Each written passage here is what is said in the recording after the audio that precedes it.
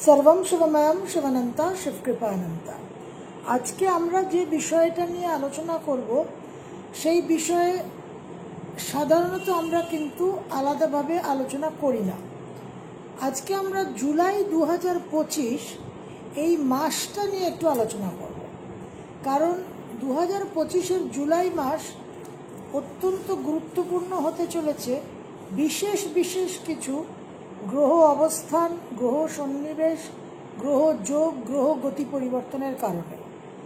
এবং এই মাসটা সম্বন্ধে একটু আলাদা করে আপনাদের না জানালে সঠিকভাবে হয়তো আপনারা প্রস্তুতি নিতে পারবেন না। প্রতি মাসের শুরুতে আমি যে দৈনিক পথ চলার পরামর্শ দিই তাতে কিন্তু আমি গ্রহ অবস্থান নিয়ে আপনাদের একটা আইডিয়া দিয়ে দিই, কিন্তু জুলাই মাসের অবস্থানটা এতটাই বেশি গুরুত্বপূর্ণ যে আলাদা করে একটু জেনে রাখা দরকার। তো জুলাই মাসের যে এনার্জিটা, সেখানে দেখা যাচ্ছে যে বুধ এবং শনি এই দুটো গ্রহই কিন্তু বক্রগতিতে যাচ্ছে। বুধের খুব ক্রিটিক্যাল বক্রগতি জলরাশিতে, শনি তো জলরাশিতেই অবস্থান করে আছে কালপুরুষের দ্বাদশে, সেখানে শনি বক্রগতিতে যাবে। এছাড়া আমরা অলরেডি মঙ্গল কেতুর অবস্থান সিংহ রাশিতে পাচ্ছি 7ই জুন থেকে। কালপুরুষের যে নবম ভাব ধনুরাশি, সেই ধনুরাশিতে বৃহস্পতি এবং শনি দুটো গ্রহেরই কিন্তু দৃষ্টি থাকছে। শুক্র বৃষ রাশিতে থাকছে 26শে জুলাই অবধি। এবার এই সক্ষেত্রস্থ শুক্রের বৃষ রাশিতে থাকা নিয়ে আমাদের একটা উল্লসিত হওয়ার খুব স্বাভাবিক কারণ আছে, যে আমাদের একটা আরাম, সুখ, বৈভব, লাক্সারি, আনন্দ, উৎসবের ভোগ বিলাসের কারক গ্রহ শুক্র, সে তার নিজের ঘরে অবস্থান করবে। কিন্তু এই অবস্থানের মধ্যে অনেকগুলো কিছু ক্রিটিক্যাল পয়েন্টস আছে যেগুলো আমাদের জানা দরকার। যেরকম শুক্র বৃষতে অবস্থান করবে নিজ গৃহে, কিন্তু শুক্রের উপর কিন্তু দৃষ্টি থাকছে শনি মহারাজের কালপুরুষের দ্বাদশ থেকে। এবং এই শনি কিন্তু পরবর্তীকালে আমরা জানি যে বক্রগতিতেও যাবে, এবং 26 জুলাই অবধি শুক্রের যে বৃষতে অবস্থান, তার মধ্যে 13ই জুলাই থেকে কিন্তু শনি বক্রগতিতে যাবে। তো শুক্রের জন্য আমরা যে একটা খুব উল্লসিত হব বা খুব অনেক কিছু, খুব pleasure and satisfaction and enjoyment আশা করব, সেখানে কিন্তু বেশ কিছু রেস্ট্রিকশনস আসবে। কর্কট রাশিতে বুধ বক্রগতিতে যাবে 18ই জুলাই অশ্লেষা নক্ষত্রের দ্বিতীয় পাদে। এটা অত্যন্ত গুরুত্বপূর্ণ, কারণ এটা গণ্ডন্ত নক্ষত্র। এই সময় আমরা নানান রকম ছাত্র আন্দোলন, ছাত্রদের বিক্ষোভ, এডুকেশন ফিল্ড নিয়ে কিছু স্ক্যাম, বাংলাদেশ সংক্রান্ত কিছু সমস্যা, এই সমস্ত বিষয়গুলো কিন্তু আমরা আশা করতে পারি। তাছাড়া তো গ্লোবাল লেভেলে নানান রকম বিস্ফোরক ঘটনা, নানান রকম টার্নিং পয়েন্টস, ব্রেকিং পয়েন্টস, সেগুলো তো থাকবেই, কারণ মঙ্গল কেতু একত্র হচ্ছে। মঙ্গল কেতুর যে অবস্থান সিংহ রাশিতে, সেই অবস্থানে 20 থেকে 25শে জুলাই একেবারে ভেরি ক্লোজ কনজাংশন থাকছে।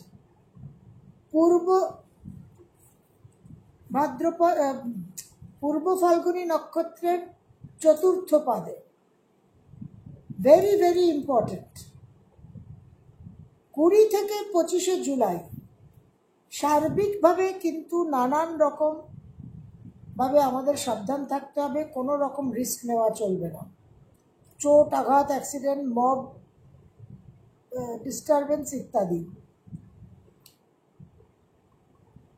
এই মঙ্গল আর কেতুর যে একেবারে ক্লোজ কনজাংশন হবে, তার ওই ফেজের মধ্যেই 21 আর 22 জুলাই শুক্র আর মঙ্গলের নক্ষত্র বিনিময় থাকছে।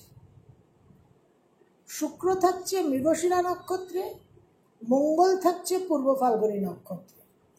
এবার এই যে মঙ্গল কেতু খুব ক্লোজ থাকছে, তার মধ্যে মঙ্গল শুক্রের নক্ষত্র বিনিময় নানান রকম রিলেশনশিপ, ডিজায়ার, ভোগ বিলাস, নানান রকম বিষয়ে, আনন্দ উৎসব বিষয়ে কিন্তু একটা অপ্রিয় ঘটনা হওয়ার সম্ভাবনা, নানান রকম প্রতিহিংসা পরায়ণ ঘটনা হওয়ার সম্ভাবনা। এই সময়টা আমাদের অনেক সংযমের সঙ্গে, অনেক অ্যাঙ্গার ইস্যুসকে কন্ট্রোল করে কিন্তু আমাদের চলতে হবে। 10 জুলাই আমরা একটি বিশেষ তিথি পাচ্ছি, গুরু পূর্ণিমা, যে তিথিতে আমরা গুরুকে আবাহন করে গুরুর শক্তি, গুরুর প্রেম, গুরুর হিলিং পাওয়ার, গুরুর রক্ষা কবচ আমরা অর্জন করতে পারি। 9 জুলাই রাত 1:36 থেকে পূর্ণিমা শুরু হচ্ছে তিথি, আর 10 জুলাই রাত 2:05 পূর্ণিমা সমাপ্ত হচ্ছে। এই গুরু পূর্ণিমাতে আমরা অবশ্যই বিশেষ ইমোশনাল অ্যান্ড কার্মা হিলিং সাধনা করব, সেটা নিয়ে আমি আপনাদের অবগত করব আগামী ভিডিওগুলোতে। কিন্তু এই সময় যে গুরুত্বপূর্ণ ইস্যুসগুলো আমরা ফেস করব, 18 জুলাই বুধ বক্রগতিতে যাবে অশ্লেষা নক্ষত্রের 2য় পাদে, এবং বক্রগতিতে পুষ্যা নক্ষত্রের 3য় পাদ অবধি বুধ ট্রাভেল করবে। সুতরাং যাদের কর্কট রাশি, অশ্লেষা নক্ষত্র, পুষ্যা নক্ষত্র, তাদের বা যাদের এখানে লগ্ন আছে, তাদের কিন্তু এই সময়ে একটা বিশেষভাবে কোনো ভুল ভ্রান্তি, বিক্ষিপ্ত মনের কারণে কিছু অসুবিধা হওয়ার সম্ভাবনা। এই বুধ 11 আগস্ট কিন্তু মার্গী গতিতে ফিরবে, এবং তারপর 30 আগস্ট কর্কট রাশি ত্যাগ করে সিংহ রাশিতে প্রবেশ করবে। শনি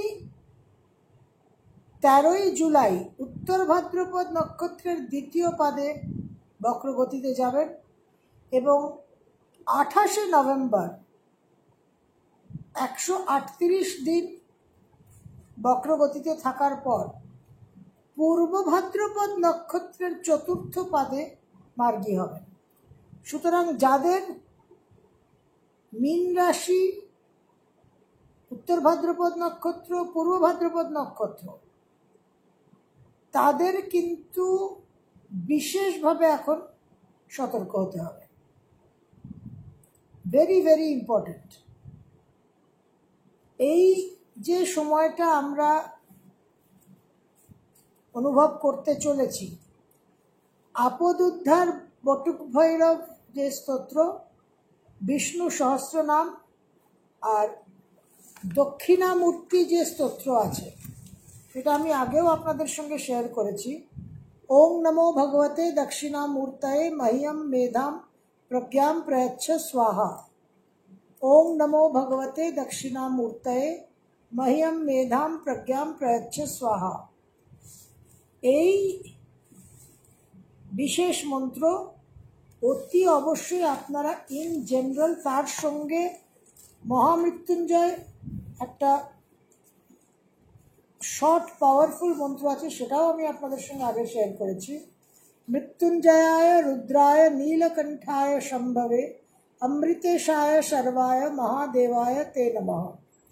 মৃত্যুঞ্জয়ায় রুদ্রায় নীলকণ্ঠায় শম্ভবে অমৃতেশায় শর্বায় মহাদেবায় তে নমঃ। এবার বিষয়টা হচ্ছে, দেখুন, বহু মন্ত্র সাধনা আপনাদের দিই রেগুলার বেসিসে, সবসময় সব কিছু সবার পক্ষে করে ওঠা সম্ভব হয় না।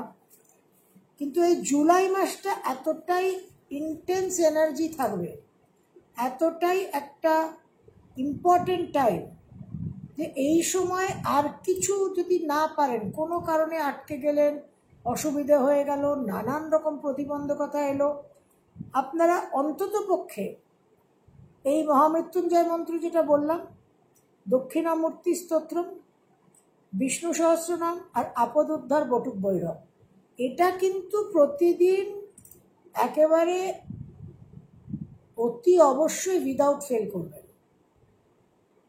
এইখানে কিন্তু কোনো রকম কোনো ছাড় দেওয়ার কোনো জায়গা নেই। যারা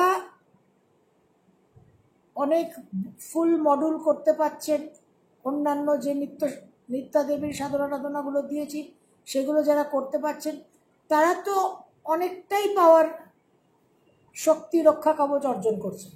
কিন্তু যারা এই সময়টা কোনো কারণে আটকে গেলেন, এই মঙ্গল কেতুর কারণে, এই বক্রী বুধের কারণে, বক্রী শনির কারণে, মঙ্গল শুক্র নক্ষত্র এক্সচেঞ্জের কারণে, আপনারা কিন্তু মিনিমাম এইগুলো করবেন। এবং আপনাদের জানা পরিচিতর মধ্যে যারা অনেকটা লং প্রসেস করতে পারবেন না, তাদের সঙ্গে কিন্তু এই মন্ত্রগুলো শেয়ার করুন। এবার এর মধ্যেও যদি কোনো কিছু শর্টকাট করতে হয়, এর মধ্যেও যদি মানুষের একটু অসুবিধা হয়, তাহলে অন্তত পক্ষে রাতে শোয়ার সময় বিষ্ণু সহস্রনাম চলবে, আর দিনের বেলা আপদ উদ্ধার বটুক ভৈরব স্তোত্র অতি অবশ্যই পাঠ। এই এমন একটা এনার্জি তৈরি হচ্ছে, মঙ্গল সিংহ রাশিতে ঢোকার আগেই ইটালিতে সিসিলি আইল্যান্ডে মাউন্ট এটনা ভলক্যানো ইরাপশন হলো। আমি আপনাদের আগেই বলেছিলাম স্পোর্টসের জগতে সমস্যা হবে। ব্যাঙ্গালোরে ক্রিকেট ফাইনালে কি অবস্থা হলো আপনারা সব দেখলেন, মানুষ পদপিষ্ট হয়ে মারা গেল। এইরকম নানান রকম অপ্রীতিকর ঘটনা, এবং জুলাইয়েরই এনার্জিটা ভীষণ একটা এক্সপ্লোসিভ বিস্ফোরক এনার্জি। এখানে একটা বিশেষ শুভ দিক আছে, সেটা হচ্ছে 10ই জুলাই থেকে 16ই জুলাই, 10th July to 16th July আমরা রবি বৃহস্পতির একটা বিশেষ শুভ সংযোগ পাব। এই রবি বৃহস্পতির একত্রে থাকার কারণে যে অস্তাঙ্গত হয়ে যায় বৃহস্পতি, যেটা আমরা আলোচনা করেছি, বৃহস্পতির অস্তাঙ্গত যোগ 9th জুন থেকে 9th জুলাই, এই সময় আমরা বৃহস্পতিকে রবির আগে রবির পরে দুটো পর্বে অস্তাঙ্গত অবস্থায় পাচ্ছি। সেই প্রমিথিয়ান আর আমাদের এপিমেথিয়ান এর মতো, বুধের মতো। কিন্তু তারপরে 10, 11, 12, 13, 14, 15, 16 দিন সাথে আমরা একটা অত্যন্ত পাওয়ারফুল সান জুপিটার কনজাংশন অ্যাসোসিয়েশন পাবো মিথুন রাশিতে, যে সময়টা কিন্তু আমরা বিশেষ এনার্জি, পজিটিভ এনার্জি পাবো। এবং এই যে 10 থেকে 16, 9 তারিখে আমরা পূর্ণিমা পাচ্ছি, শুরু হচ্ছে 10 তারিখে পূর্ণিমা, গুরু পূর্ণিমা তিথি। তো এই গুরু পূর্ণিমা তিথি দিয়ে শুরু হয়ে 16ই জুলাই অবধি আমরা রবি বৃহস্পতির একটা প্রচণ্ড শক্তিশালী ইতিবাচক এক্সপ্যান্সিভ প্রগতিশীল ডেভেলপমেন্টাল গঠনমূলক একটা এনার্জি পাবো, যেটা আমাদের ইউটিলাইজ করতে হবে। তার জন্য আমরা গুরু পূর্ণিমাতে অতি অবশ্যই সাধনা করব। কিন্তু ইন জেনারেল বটুক ভৈরব আপদুদ্ধার স্তোত্র, বিষ্ণু সহস্রনাম, দক্ষিণামূর্তি স্তোত্রম আর যে মহামৃত্যুঞ্জয় মন্ত্রটা বললাম, সেটা অতি অবশ্যই আপনারা শুরু করে দিন। কোনো কম্প্রোমাইজ করবেন না, কোনো ছাড় না, এবং কোনো কোয়েশ্চেন করবেন না। Please don't be logical. এইসব বিষয়ে এই লজিক, বুদ্ধি, তর্ক এইসব প্রয়োগ করলে কিন্তু আপনাদের লস। এইটুকু মনে করুন যে এগুলো করলে আমি অনেক বিপদ থেকে রক্ষা পাব। আমার সকালবেলা উঠে কোটি কোটি টাকা বস্তায় পাবো না, ঘড়া ভর্তি মোহর পাবো না, কিন্তু আমি অনেক বিপদ থেকে রক্ষা পাবো। শুধু এই অ্যাঙ্গেল থেকে, এই দৃষ্টিকোণ থেকে চিন্তা করে করবেন, কারণ বিশেষভাবে জুলাই মাসের একটা এনার্জি তৈরি হচ্ছে।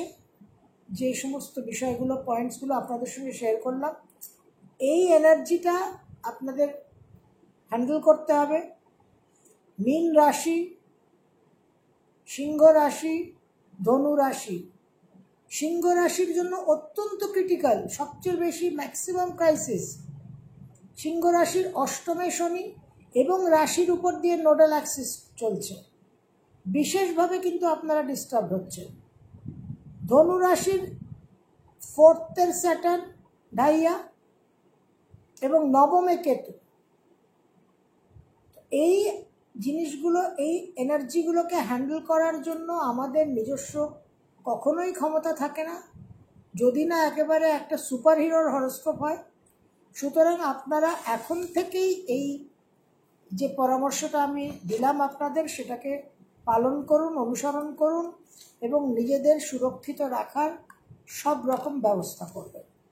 আশা করি আপনারা এই পরামর্শ, এই উপদেশ পালন করে জুলাই মাসটা সঠিকভাবে আপনারা অতিক্রম করতে পারবেন এবং কোনো রকম বাহাদুরি দেখিয়ে তিসমার খান হয়ে অহেতুক রিস্ক নেবেন না। এটা আপনাদের কাছে আমার বিনীত অনুরোধ রইল। সর্বম শিবময়ম শিবনন্তা শিবকৃপানন্তা।